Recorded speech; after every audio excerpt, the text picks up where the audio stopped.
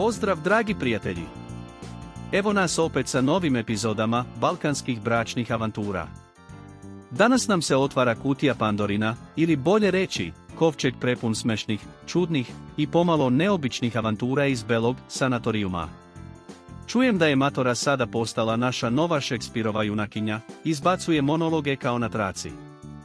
Anita, sestro, čekate vatromet Karakonđula kada izađeš na polje.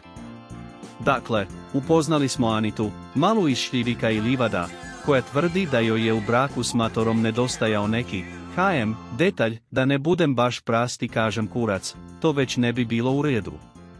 Što nas dovodi do tog da je teško uživati u malim stvarima kada postanete veliki.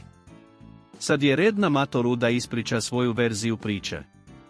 Držite se za stolice, ljudi, kreće drugi dio balkanske balade o braku.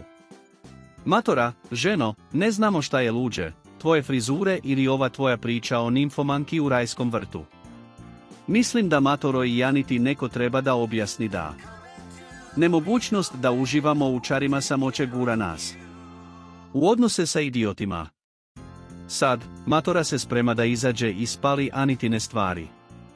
Ako to uradi, možemo li to da snimimo kao seriju, Matora u akciji, kako spaliti duh prošlosti i ostaviti svoje bez teksta? Eto, dragi moji, kako možemo reći da ova njihova priča nije kao Hamlet. Dva braka, dva carstva i dva muškarca manje. Sam đavo zna šta će sljedeće izleteti iz elitne kutije iznenađenja. Ako vam se svideo ovaj dio, ne zaboravite da lajkujete, šerujete i komentarišete. A do tada, ostanite uz nas, jer prava ludnica tek dolazi.